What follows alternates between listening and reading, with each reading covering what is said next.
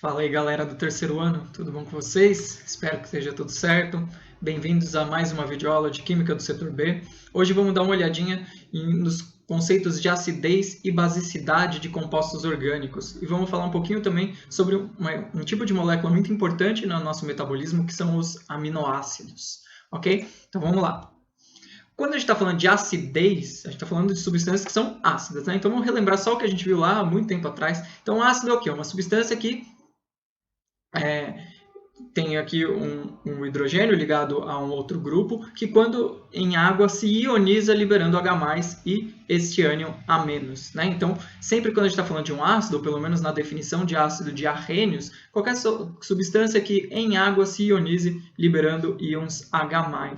A gente fala também sobre a constante de ionização. O que é a constante de ionização? Essa constante é igual à concentração aqui dos produtos, né, dessa ionização, o H+ e o A-, sobre a concentração do HA no momento que tem esse equilíbrio, certo? Então, o que significa? Quanto maior o valor da constante de ionização, quer dizer que mais forte é esse ácido, porque a quantidade aqui dos íons vai ser maior do que a quantidade do ácido na sua forma molecular, beleza? Então, agora vamos ver. Quando a gente fala então de acidez na química orgânica, fica óbvio um dos tipos de substâncias que a gente está falando, que são justamente os que têm ácido no nome, né? Que são os ácidos carboxílicos. Então, ó, os ácidos carboxílicos, estamos usando aqui como exemplo o ácido acético ou ácido etanoico. Quando ele dissolve em água, ele vai formar aqui o ânion acetato e vai liberar os cátions H+. Beleza? Então, ó, comportamento de qualquer ácido ali, ó. Quando em água, libera H+, e forma aqui um ânion, no caso aqui é o acetato. A constante de ionização deste ácido acético é 1,8 vezes 10 a menos 5, que é um valor pequeno, né, se a gente comparar com ácidos fortes que a gente viu lá no primeiro ano.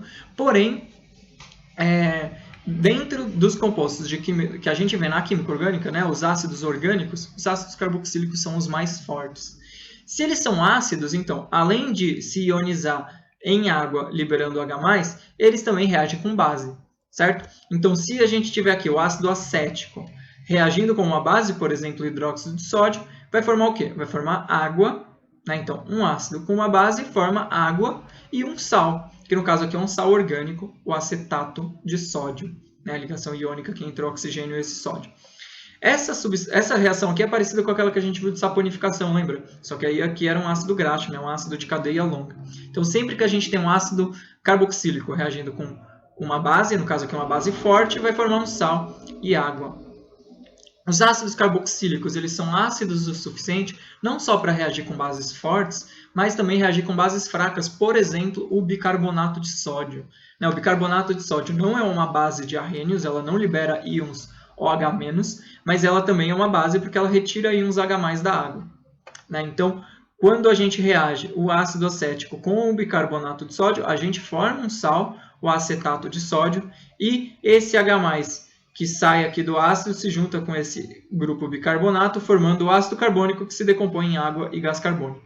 Ok? Então, o bicarbonato em meio ácido, quando o meio é ácido o suficiente, ele vai se decompor aqui, vai formar o sal e vai formar ácido carbônico que se decompõe em água e gás carbônico.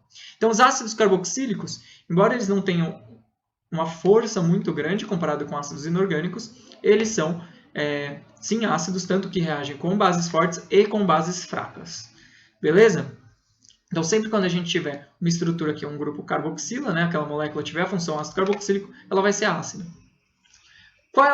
Quais são as outras funções orgânicas que também apresentam o caráter ácido? A outra que tem é o fenol.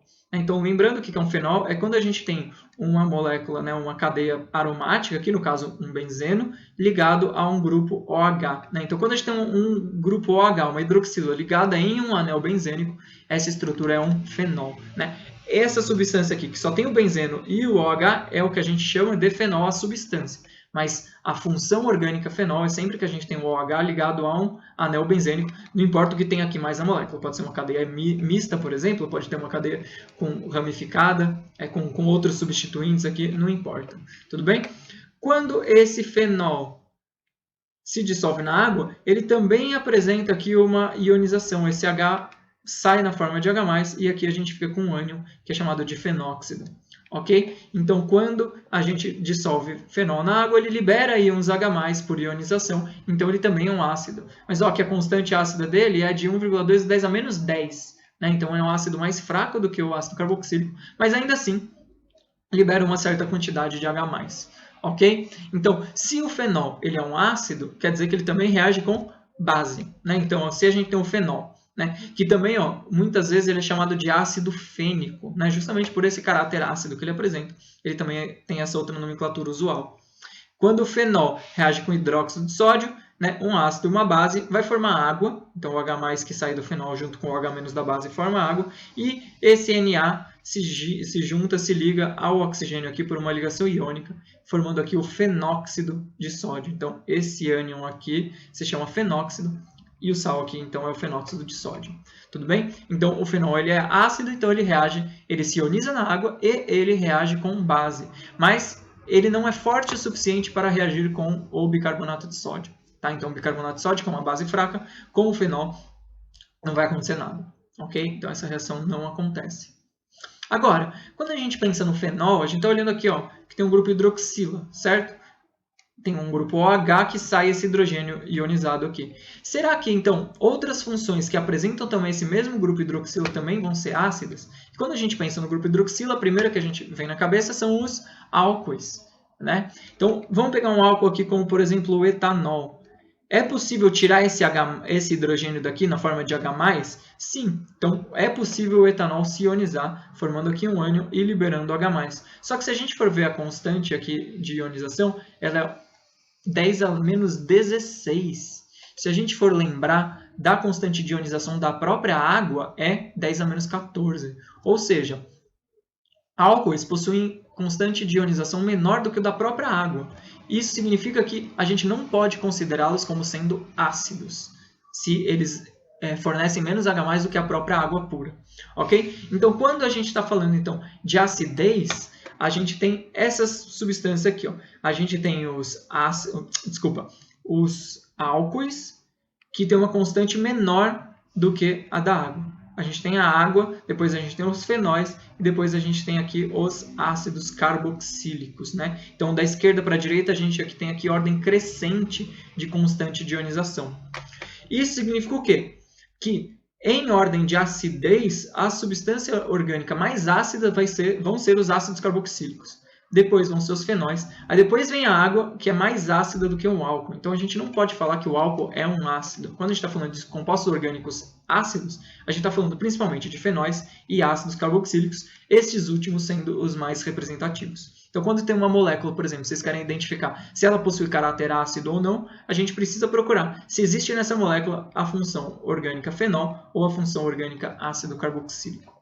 Beleza? Então, a acidez de compostos orgânicos está diretamente relacionada à presença de grupos ácido carboxílico ou fenol nas moléculas. Agora, quando a gente está falando de basicidade, a gente vai estar falando especificamente de aminas. Tá? Então, das funções orgânicas que a gente viu, a única que apresenta caráter básico são as aminas, que são compostos derivados da amônia. Né? Então, o que é amônia? Amônia é o NH3. Certo? O NH3, quando reage com a água, ele se ioniza, tirando um grupo H+ da água, formando NH4+. Se ele tira um H+ da água, o que sobra é OH-. Né? Então, a amônia ela não é um ácido de Arrhenius, ela não libera OH-. Ela é um ácido de Bronsted, né? Que é o Bronsted-Lowry, que é um outro modelo de ácidos e bases, que é quando ela retira H+, sobra o OH-. Então, se sobrou OH- no meio, quer dizer que esse meio está alcalino. Então, a amônia é considerada uma base. Quando a gente pensa numa amina, por exemplo aqui, a gente tem o CH3NH2. Essa amina ela é um derivado da amônia. Trocou um hidrogênio por um grupo de carbonos aqui, né? Por um grupo metil. Então, ela vai ter as mesmas características. Então, quando a gente pega uma amina qualquer, e aí nesse caso aqui a gente tem uma amina primária, mas pode ser uma amina secundária, que teria outro carbono aqui, ou uma amina terciária, que tem mais um carbono ainda. Sempre que a gente tem uma amina, independente se ela é primária, secundária ou terciária, quando ela reage com água, ela vai ionizar, vai sofrer ionização, formar esse grupo aqui, vai receber um H+, e vai sobrar o OH-. Certo? Como aqui era NH2, ela ficou NH3+, libera o OH-. Ok? Então, as aminas são sempre alcalinas, apresentam esse caráter alcalino. Se elas são alcalinas, se elas são básicas, quer dizer que elas reagem com ácido, né? Então, tanto a amônia quanto uma amina qualquer reage com ácido, por exemplo, o HCl. Então, a amônia aqui, ela vai pegar o grupo H+ do HCl, formar NH4+, e o Cl- pode formar aqui uma ligação, formando um sal, né? Se a gente tem aqui, ó, o CH3NH2, uma amina primária, quando ela reage com o HCl, ela vai pegar também um H+, de NH2 ela passa a ser NH3+, e vai sobrar o Cl-. Ok, gente? Então, aminas. Quando a gente quer classificar uma molécula como sendo ácida ou básica, para a gente ver que aquela molécula tem caráter alcalino, é quando ela apresenta o grupo amina, ou seja, tem um nitrogênio ali no meio da cadeia. Ok? Então é isso, gente. Então, quando a gente fala de acidez, a gente está falando de ácidos carboxílicos ou de fenóis. Quando a gente está falando de basicidade, a gente está falando de aminas. E existe um tipo de substância que é muito importante na nossa vida, que vai apresentar dois desses grupos, que são justamente os aminoácidos, né? Os aminoácidos, eles em geral apresentam esta estrutura aqui. Ele vai ter um carbono aqui. Nesse carbono vai estar ligado um grupo NH2, ou seja, um grupo amina, um grupo carboxila, ou seja, ela ao mesmo tempo que é uma amina, é um ácido carboxílico. Além disso, vai ter um hidrogênio e um grupo R. Quando a gente pensa nos aminoácidos que compõem as nossas proteínas e que são obtidos da nossa alimentação ou o nosso próprio corpo produz, a única diferença entre esses 20 aminoácidos que a gente tem é qual é o grupo R. O resto aqui, essa parte da molécula é igual, ok? Por que ela chama aminoácidos? Porque tem o grupo amina e tem o grupo ácido, né? Então, se apresenta na mesma molécula um grupo amina e um grupo ácido, significa o quê? Que essa molécula, ao mesmo tempo, ela tem caráter básico, porque tem um grupo amina, e um caráter ácido, porque apresenta o ácido carboxílico aqui. Okay? Então, a mesma molécula ela é ácida e ela é básica ao mesmo tempo. Por isso que a gente fala que ela possui um caráter anfótero. Okay? Então, quando a gente fala que a molécula tem um caráter anfótero, significa que ela tem um caráter ácido e básico ao mesmo tempo. Ok? Se ela apresenta caráter ácido e básico ao mesmo tempo, quando a gente dissolve um aminoácido em água, na verdade ele não vai estar nessa forma neutra, né? O grupo amina vai estar ionizado, formando aqui NH3+, e o grupo carboxila também vai estar ionizado, formando aqui o C dupla O-. Né? Então, quando a molécula de um aminoácido está dissolvida em água, ela apresenta tanto carga positiva quanto carga negativa. Ok? Mas isso não é tão importante para a gente. O que é importante é, se essa molécula é um ácido e uma base ao mesmo tempo, significa que ela reage tanto com ácidos quanto com bases. Né? Então, se um aminoácido for reagir com um ácido, por exemplo, um ácido clorídrico, a parte da molécula que vai reagir com esse ácido é justamente a parte responsável pelo seu caráter básico. Então, vai ser aqui, ó, no NH2 vai ter essa reação com HCl. Então, o que vai acontecer? Esse grupo amina, ele puxa um H+ aqui, formando NH3+, e o Cl vai ficar na forma de Cl-, podendo ter uma ligação iônica, então, entre esses dois grupos aqui. Ok? Então, se a reação é com ácido, vai formar um sal aqui na parte básica do aminoácido. Agora, se esse aminoácido reage com uma base, o que vai acontecer? Essa base vai reagir justamente com a parte que fornece o caráter ácido para essa molécula. Né? Então, se aqui a gente tem um ácido carboxílico, aqui a gente tem uma base, o que vai formar, então, é um sal orgânico aqui, né? O Na vai se ligar a esse O, e esse hidrogênio ionizável vai juntar com o H da base, formando água, né? Uma reação ácido-base normal. Ok, gente? Então, um aminoácido ele sempre vai reagir com um ácido aqui no grupo amina, e ele vai reagir com uma base aqui no grupo ácido carboxílico. Ok? Agora, também é importante a gente pensar não só no caráter ácido básico dos aminoácidos, mas também em como que eles se ligam para formar as estruturas importantes no nosso organismo, como, por exemplo, as proteínas. Ok? Então, se a gente pensar aqui, ó, que eu tenho dois aminoácidos diferentes aqui, a glicina e a alanina.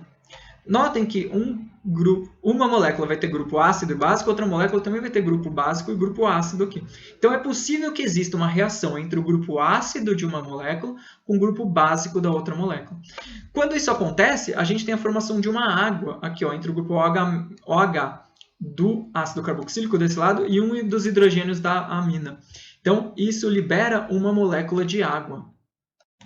E além de liberar essa molécula de água, o que vai ser formado aqui é uma ligação justamente entre esse nitrogênio do grupo amina de um aminoácido e este carbono da hidroxila do outro aminoácido. Ó. Esse nitrogênio se junta nesse carbono formando essa ligação aqui. Se a gente for pensar nessa molécula nova que foi formada aqui, ela continua apresentando a função amina, ela continua mostrando aqui a função ácido carboxílico e foi formada aqui uma nova função orgânica. Ó, se a gente tem C(N), né, quando a gente tem o mesmo carbono fazendo uma dupla ligação com oxigênio e uma ligação simples com nitrogênio, a gente tem uma função amida.